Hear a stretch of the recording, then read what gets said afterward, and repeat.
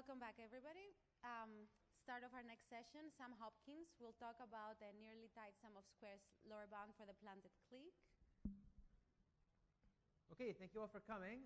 This is a paper by Boaz Barak, me, John Kellner, Pravesh Kathari, Ankur Moitra, and Aaron Petechin, the last of whom is on the market this year. So, the planted clique problem. You receive as input an n-node graph and the promise that it was generated according to one of the following two distributions.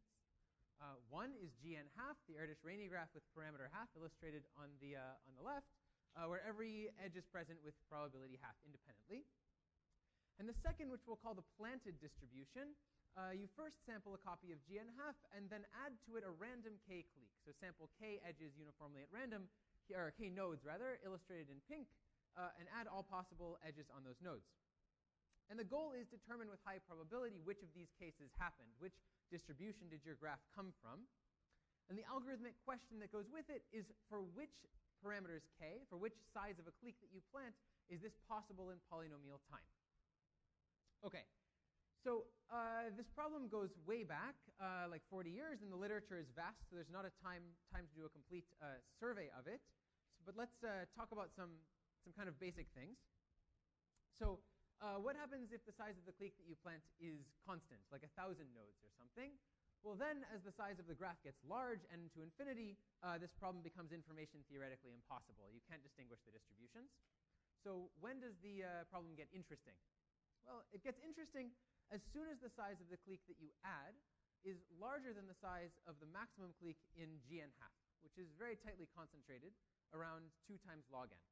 Okay, so as soon as you add a 2.1 times log n size clique, you just solve the max clique problem in this graph, and you can distinguish between GN half and this planted distribution. But because I had to make the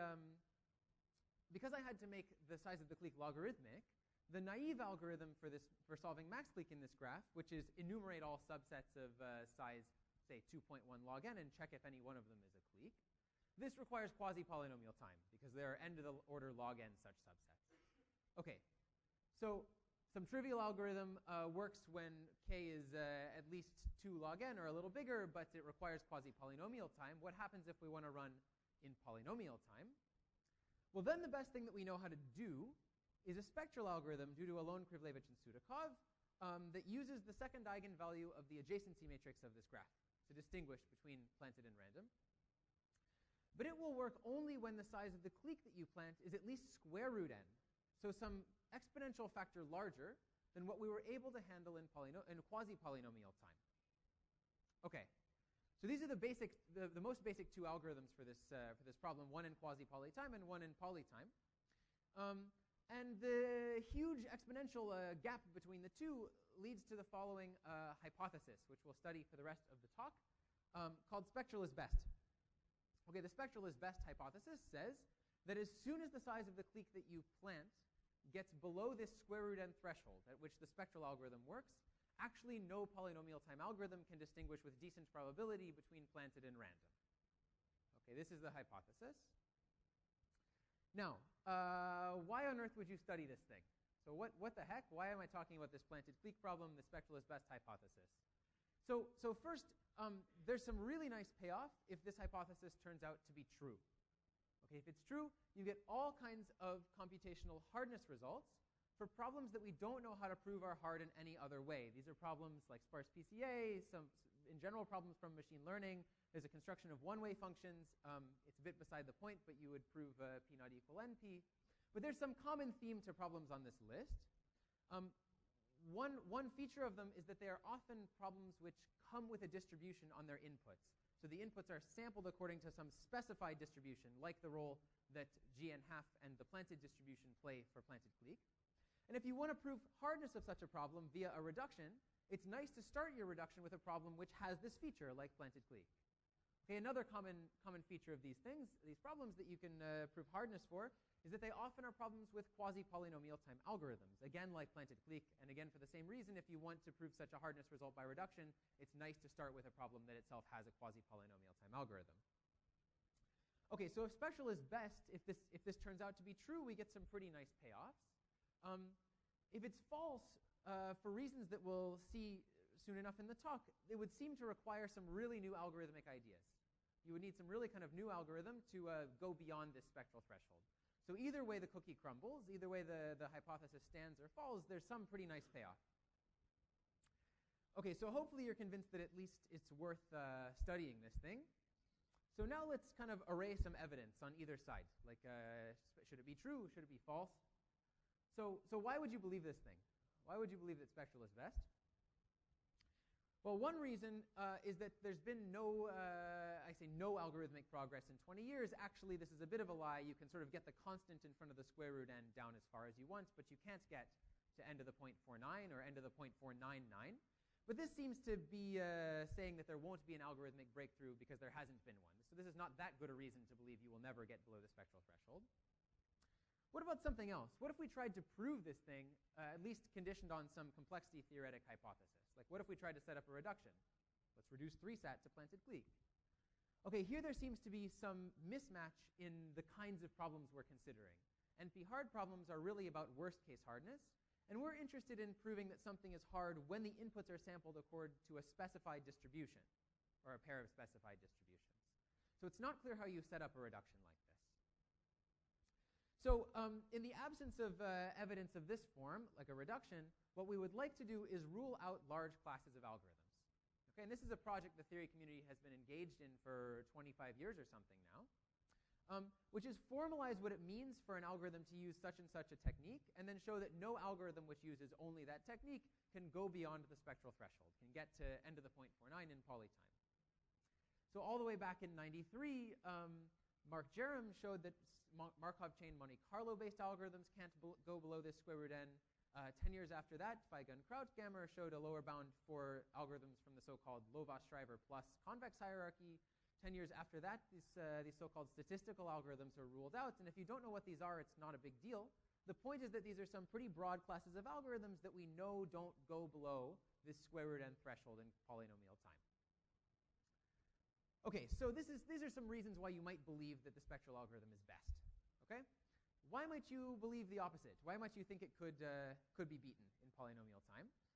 Okay, there are many reasons you could believe this, but there's one that I want to focus on for this talk, which is the so-called sum of squares algorithm.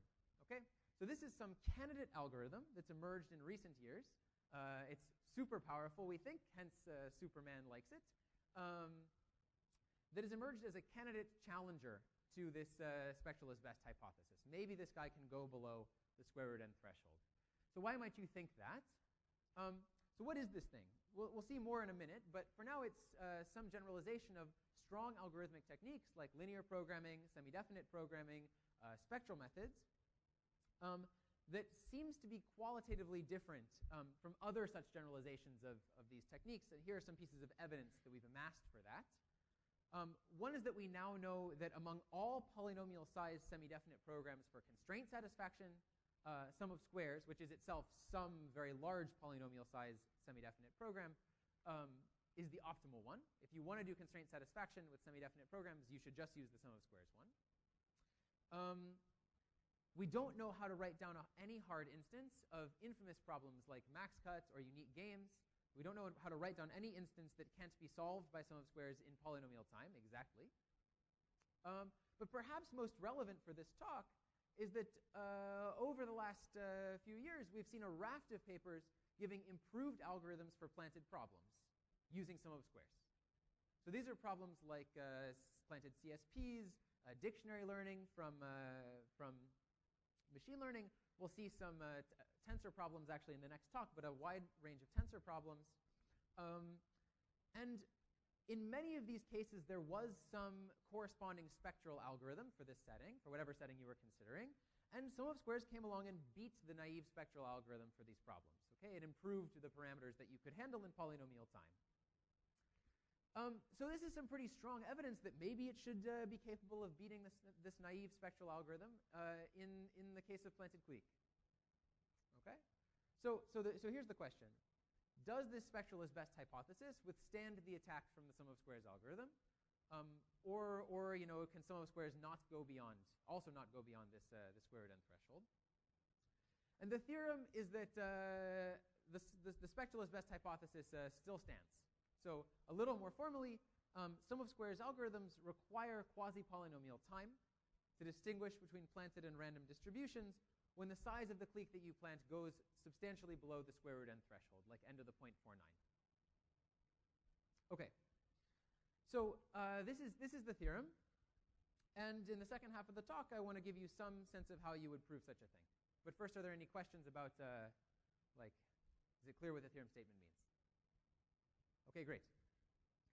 So what is this sum of squares algorithm first? We have to say a bit more about it before we could say how you would rule it out. So have in mind, as we introduce this thing, fix in your mind your favorite nasty optimization problem.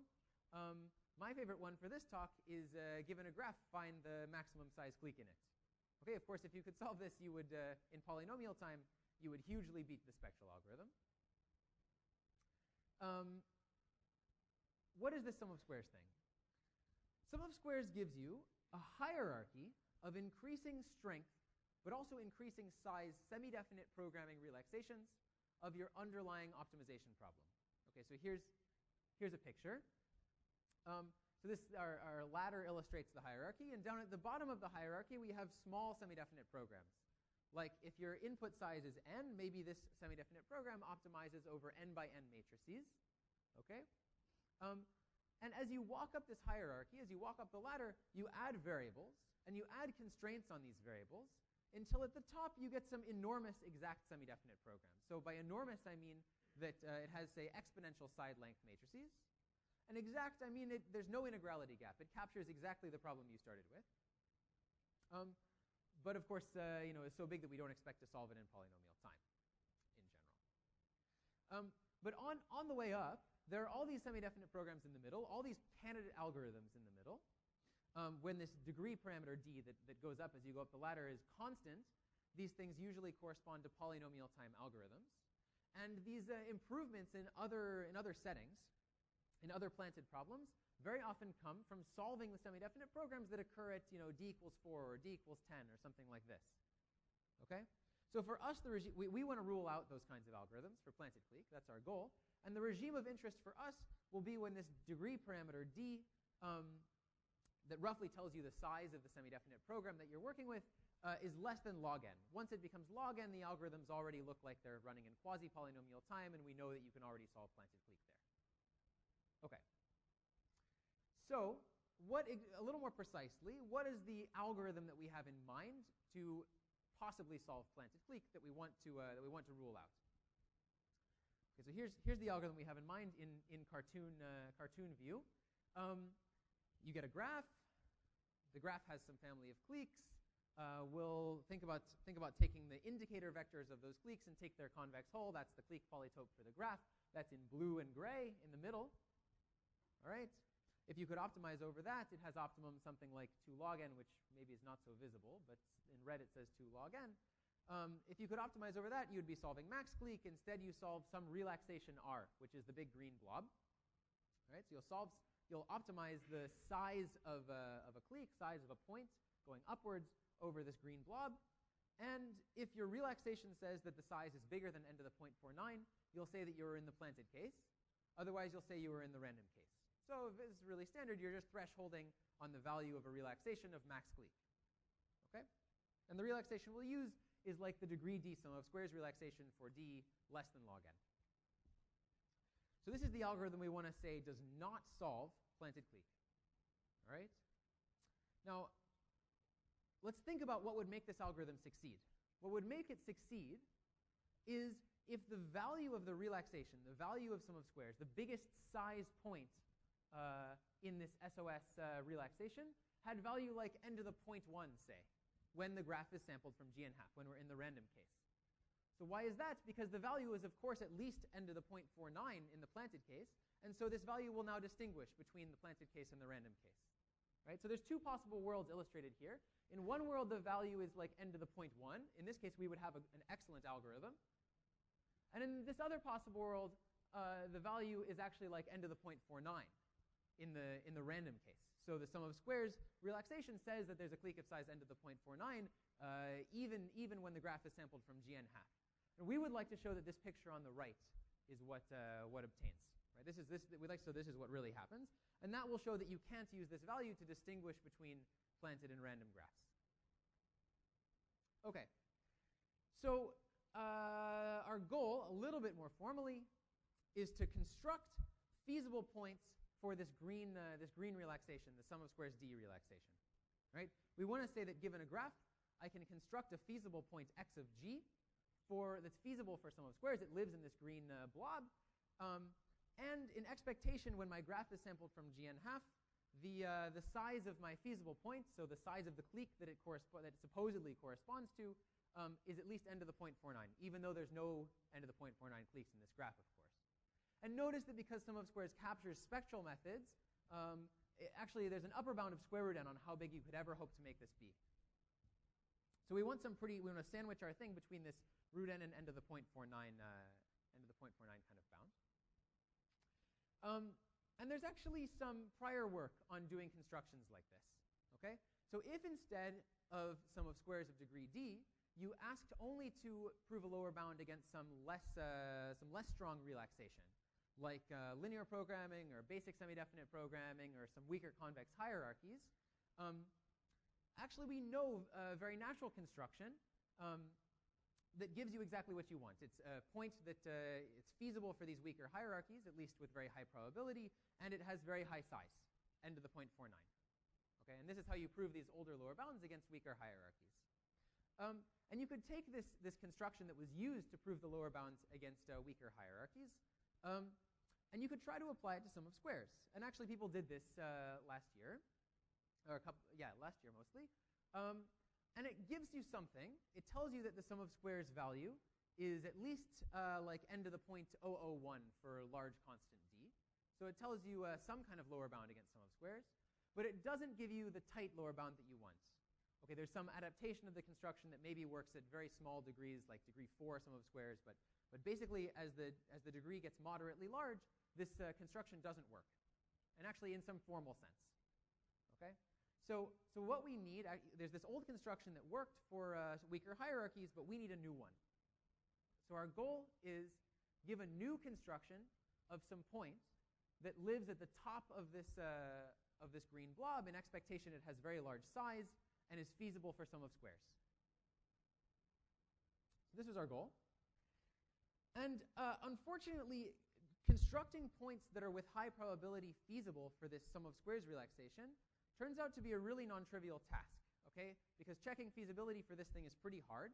The technical reason, I guess, is that the space of high-dimensional positive semi-definite matrices is very complicated and sort of not that well understood. So what's the best thing to do when you're faced with some difficult construction? You don't know even where to go looking for a point that would satisfy it, that would do what you want. Well, the best thing is to make your problem harder, make your life harder. So here's the new goal that we try to attempt. And some strengthening of the old goal. And we call this pseudo-calibration for reasons I can't get into. The goal is this. Construct your feasible point x, right? It takes graphs. It gives you back feasible points. In expectation, the size of this feasible point is supposed to be large. But I actually want this feasible point to share some more properties of a planted clique than just large size. You know, size is one thing that makes this point look like a clique. Its size is n to the 0.49. That's the size of the clique I'm planting. But I want it to share some other properties of a planted clique. Okay, and here's a little bit more formally what I mean. Suppose I have some family of test functions, t sub g. All right, and these are functions that take a point in whatever space my relaxation lives in and give me a real number. And what I would like is for some fixed family of test functions that if I apply my test to my construction, yet to be, I haven't told you how to construct this thing, but I apply my test to my construction, and I look at this in expectation over gn half, that this will give me the same number as if I applied my test to an actual planted clique, looking at this in expectation under the planted distribution. Okay, if you replace t sub g with size, you would get exactly the thing we desired earlier. But now I'm going to ask for it for some broader set of tests. Okay. Why would you do this? Well, one reason would be that you would narrow down your search space for where to look for construction like this, because now I'm placing more requirements on it. So let me say some quick example of what a test like this might look like, and then we'll state a lemma and wrap up. So one kind of test that you might look at maybe would be the test that when given an indicator vector for a clique tells me something like the number of 4 cliques that contain a typical vertex in the large clique.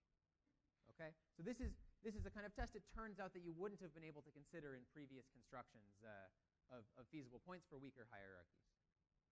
Okay, so why on earth would you consider some family of tests like this? I know this is some very confusing kind of definition. It turns out that if you pick a particular family of test functions, okay, something about low degree functions in the adjacency matrix of your graph, if you pick a particular family of test functions and you 30 seconds and you have a construction that satisfies all of these tests, but I don't anymore guarantee you that this construction is actually feasible for the sum of squares. If you satisfy all of these test functions, and you satisfy some not so hard to get small norm condition, then actually this is sufficient to be feasible for sum of squares with high probability. So we had some old goal that was construct a feasible point for sum of squares. We replaced it with a harder goal, which was be feasible and satisfy lots of tests. But it turned out that satisfying lots of tests was actually enough for feasibility. Okay, so the second lemma of the paper is that actually a construction satisfying these above conditions exists.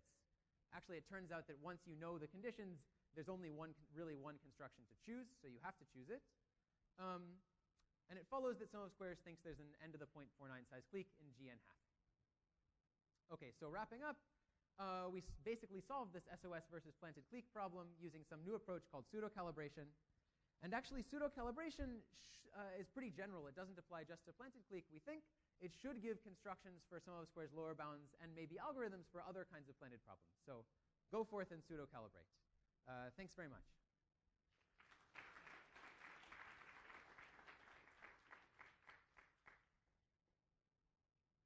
We have time for probably 1 or 2 questions.